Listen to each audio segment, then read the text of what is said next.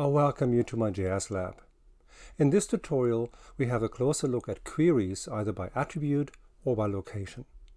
Let's start with simple graphical selection. We can select interactively our features by going to the map ribbon and hit the select button. And in the select button, it's important to be aware that there are many different selection methods. The default is rectangle, the top one, where you either double click inside a polygon, or with the shift button you can now select additional polygons just with a single click, and that's how you select features interactively.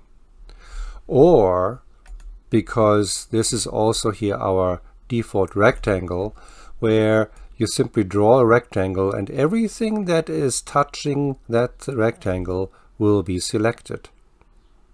So in our case here we see I actually have more than my country selected. So this is a nuisance, and there's actually a background ocean layer here that comes in tiles, and that has also been selected. So of course we can control what is being selectable by going to the list of selection, and I don't want any other layers to be selectable except my economics one. So let's redo this. I go back to my drawing order, I clear now, and I draw a similar polygon, and now only my countries are selected. The other options here is that of simply digitizing a polygon, and again anything that touches this polygon is going to be selected. The lasso selection option, we have to hold our mouse down the whole time. Right now the mouse button is down, and now we can digitize a polygon, and anything that's touching or inside this polygon will be selected. Of course, the same thing with the circle. Anything that's inside or touching a circle will be selected. Same thing with a line, where we digitize a line, and only those countries that are inside that line will be selected. Double click at the end, and they are the selected countries.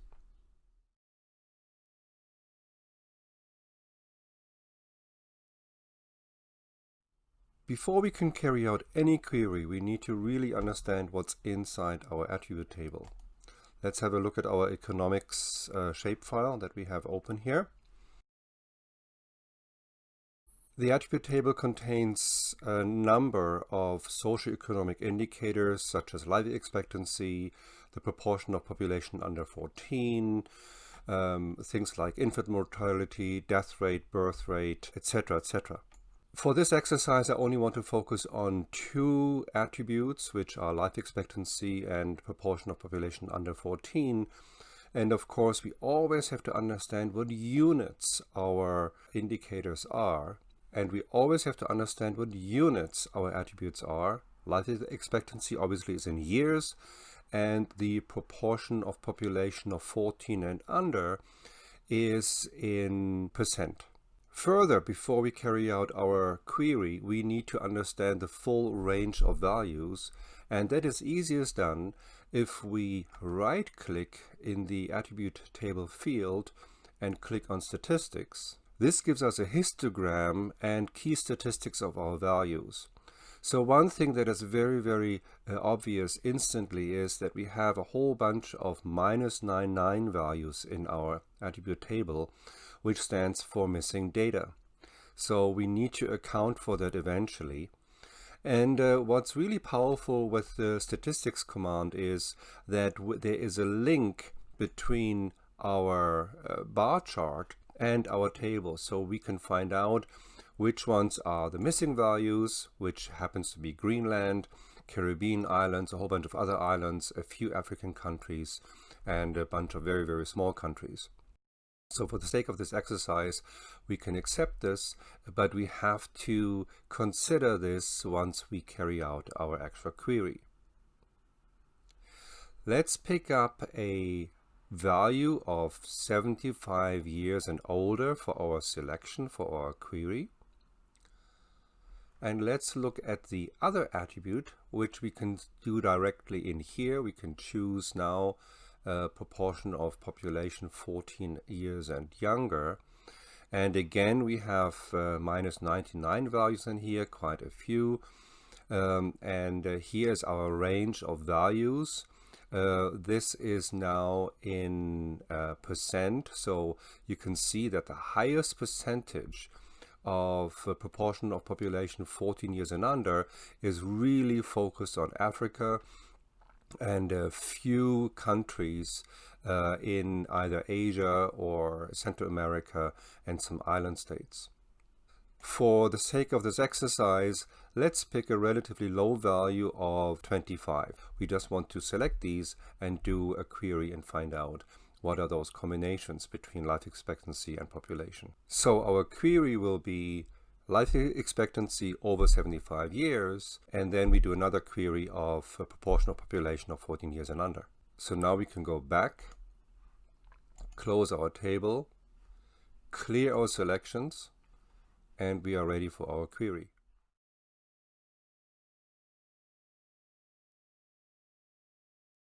Queries by attributes using Boolean operators can be simple or very complex, and they can be expressed following SQL syntax. In order to query by attribute, we go to the Map ribbon, and here is Select by Attributes. We click. We want to create a new selection. I want to create a new expression, and it's easy to fill out. We say I want to select where life expectancy is greater than or equal to 75. If you click here, you list all the values that are in your attribute table. In our case, we already made that selection, 75. And I hit run. And here is the result. Those polygons that fulfill this condition are now selected. And I want to save this as a separate file. Right click, Data Export Feature. I give it a new output class. I call it, I hit run. And here now is the saved file. So there are our countries that fulfill that condition. Now we are ready to carry out the second selection. Let's just clean the windows. We don't want to look at this right now. We want to open up the original one. We want to make sure that we clear our selection because we don't want anything selected. And we carry on with our select by attributes. Now you see here it's very important to double check what is your input file, because right now I still have the wrong one selected. So I want to select this one here, or in this case I have to go and select it over here. And now let's do our expression. In this case, it's proportion of population 14 and under is less than or equal to 25. That's what we had decided earlier.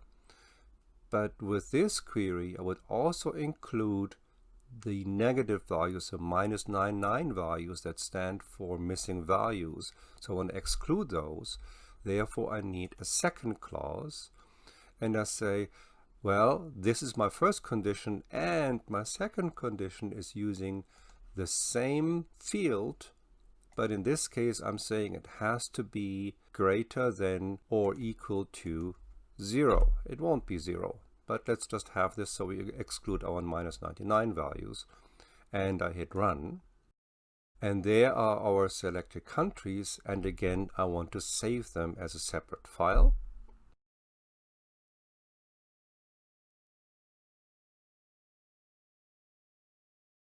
And I call it global percent under 14 is less than 25 and greater equal 0. So I have my query actually as part of my file name so that later on I don't get confused. And I run. So here now are those selected countries that fulfill my second query. Let's see what we can do if we want to combine the two queries into one. First of all, let's spatially overlay our two different query files. And before I do that, I want to change my symbology.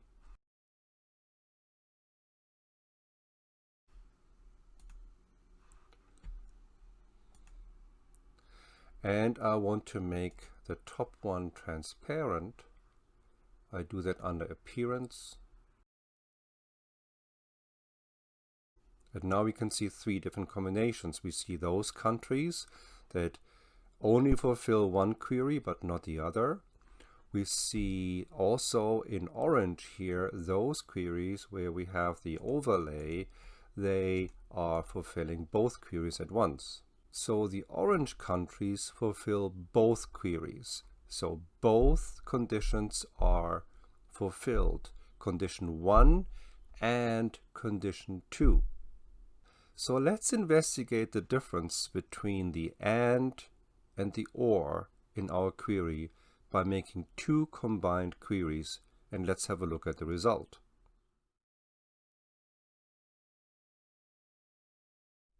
We will look at the difference between two Boolean operators, and or. You will see that using and in a query results in an intersection or overlap of two or more datasets. It is the equivalent of using the intersection tool for spatial overlay analysis. And the Boolean operator OR is the spatial overlay equivalent of union. We will look at the two Boolean operators and OR. You will see that using and in a query results in an intersection or overlap of two or more datasets. It is the equivalent of using the intersection tool for spatial overlay analysis. And the Boolean operator OR is a spatial overlay equivalent of union. Let me turn off the two resulting query files. Let's go back to our original one. Let's again make sure that nothing is selected. And let's carry out a combined query. I create a new expression, and now I say where life expectancy is greater than or equal to 75. Add a clause. Let's start with the OR one. So OR proportion population under 14 is less than or equal to 25. I should have said 75 up here. And then the second clause, and I keep this as an and because we definitely do not want to include negative values, those countries that have no data.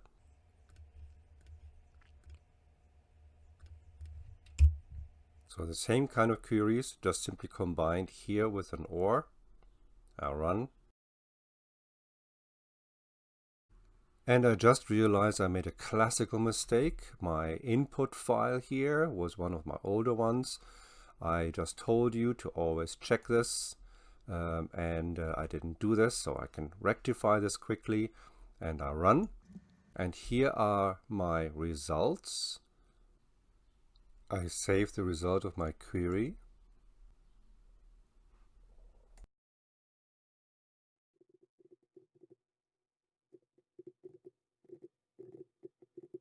So my long output file name contains my entire query information, just so that we do not mix up things later. I hit run.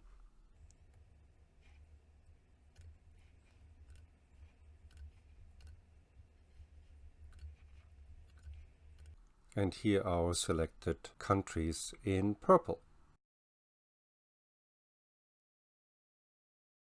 There's an easy way in ArcGIS Pro to redo an analysis with maybe different or corrected parameters and options. And if you go to the catalog window, there under history you see a list of all the commands that you have executed. And the last one that we have executed was this one over here. And I double click on this. And here is our query that we had. And you see actually the interesting thing is how the life expectancy is up here, and then the OR these two are in a block because they're using the same input field, and so therefore this is a very logical way to organize your information. The problem here is we cannot edit this OR. We just have to remove this one OR there and add a second clause, and now say and then we repeat this. Our proportional population 14 and under is less than or equal to 25. And I make sure that my input file is correct, yes, and I hit run. And here are my resulting countries, and again I will save them. And I don't want to retype everything. It was a long file name, so I can just double click on my history. And there is my old output file name, and the only thing I want to change here, this OR, I want to change that to an AND. That makes life much easier, and I hit run. And let me clear my selection. Now let's have a look at the difference between our AND and OR results.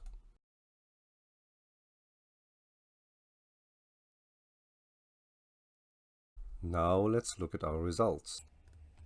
Let me change the color of the last query here. And I want to turn off the original ones and just look at our individual queries. Life expectancy here and percentage of under 14, our condition there, and we overlay those. And where we had both conditions, there you see everything in orange. And let's compare that orange now to our blue, and we find out that this is identical. This is the same thing. So we could combine both by using the AND command. So the AND means if we overlay them spatially, then those ones that fulfill both conditions, in this case orange, would be the AND. Let's look at the OR results. The OR results are those countries that either fulfill one condition or the other condition. There's one other aspect to consider when using the query builder in ArcGIS. And let's just clean up here a little bit. I want to turn on my other maps here, clean up my table of contents a little. The key thing here is if we go to the last query, and here was our query that we had built. Let's look at how this query looks in SQL format. So I simply turn the SQL on, and now this is translated into SQL format. Of course, it's identical logic, and here's the syntax. The field, life expectancy, space, now the condition, greater or equal, another space. Here's the value. No units are allowed in an SQL. It's just numbers. And then here the Boolean AND, or it could be an OR, the same thing over here. They are in a different color. And then we have here our proportion of population under 14. Again, space surrounding the condition. And this is our threshold value. And then we had a second condition here, of course, that the percentage has to be between 0 and 25 in this case. So you could have just typed in the SQL just like this.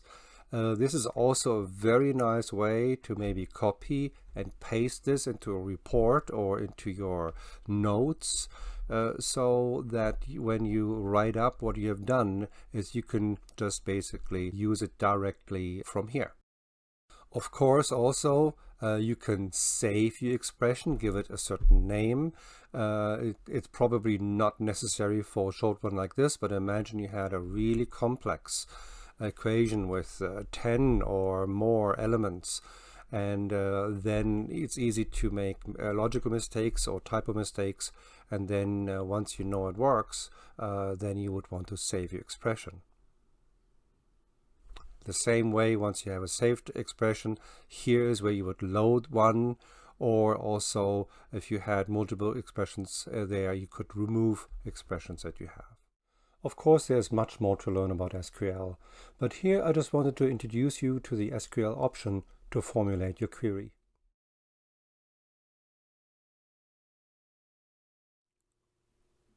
Spatial queries are an everyday task at many organizations. Let's use a practical example here from the city of Lethbridge. They have a city bylaw number 5700, which states, to put up a new billboard, all residents within 150 meters need to be identified and informed. Let's carry out this query with real data. I have randomly selected a location, and the resident living there did not really apply for putting up a billboard. I want to select a parcel in Lethbridge, Alberta. So let's go to an area of interest. Let's turn on our parcels and let's zoom into one here. And here is our parcel that we need to consider right now. So I select this parcel. And now, because I want to use it later again, I can also take this file and save it as an individual file. I've already done this. So here's my selected parcel as a polygon for later use. Now that I have one parcel selected, I can do my select by location, 150 meters away from it. So my input feature is my parcels with addresses. And my spatial relationship is within a distance of which feature? Well, of its own feature. So this would be the selected parcel. These are all the other ones. Distance is 150 meters. And it is a new selection. And I hit run. And here are the selected parcels. And we can easily see that they are in 150 meter distance. And we can easily see that they are in 150 meter distance because I already have created a buffer of 150 meters around my selected parcel. So here you can see the buffer, and every parcel that intersects this buffer zone, it has been selected. Even this one here, just a small corner lies inside. That's good enough. We just need a centimeter inside the parcel and it would have been selected. Now that we have the selection, we could go to our attribute table. So here are our selected parcels, and now the city can send form letters and inform the people either by email address or by postal services about the request for a billboard. So now let's explore the other spatial relationship options that we have. When we look at the long list here, it makes sense that most of these options require two different input polygons or feature files. Intersecting doesn't happen with neighboring parcels, for instance, or a parcel does not contain other parcels or is within other parcels. So in our case, we have our buffer polygon here, and we can use that. So as an input feature, that is always the feature from which we select. Let me just clear my selection here. And let's just play with the intersect command and see what that does. So we want to intersect with the parcel buffer. And here's an important part. We must not keep our search distance right now. And if we hover over the eye here, you can see that there are a number of conditions, including intersect, that would now still invoke the 150 meter distance. Let me actually demonstrate this. So if I hit now run, you see that parcels within 150 meters away from the buffer boundary will now be selected. That of course we don't want. In this case here we want to set this to 0 meters. And now if we hit a new run here, we now have parcels intersecting our buffer polygon, and this is in logic and in result identical to selecting one parcel and selecting those ones that are within 150 meters. Other options that we have, for instance, that I want to show you is completely within. So which parcels are completely within this buffer area? And when we hit this run now we only see those parcels that are truly completely within. Even this one here, where we have to look a little bit into, where we have to zoom in quite a bit, we see here that this polygon is clearly completely within. Other options, it's simply is within. It would be the same result. There is no difference at the moment. Here is an interesting one, have their center in, and we hit the run here. Now the center of each parcel polygon is first calculated, and then that is related to if the center is within the buffer area or not. And lastly, I want to show you this option here is crossed by the outline of, and so now only those parcels are selected that are crossing the outline, but not the complete inner part of our buffer polygon. As I have saved the results of the various queries, we can quickly compare those. So I have here the parcels that are within 150 meter distance. That was our first query. Then we queried relative to our buffer, and so here are the ones intersecting, which is identical to the query one, as we can see. And then further we have here those ones that are completely within in blue, and those are crossing the outline of the buffer, which is in orange, and we can see that the two complement each other. So from the total selection of either the intersect or the within 150 meters query, we can select those ones that are falling completely inside the buffer and those ones that touch the buffer boundary.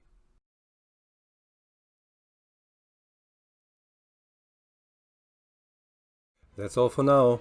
I'll see you next time.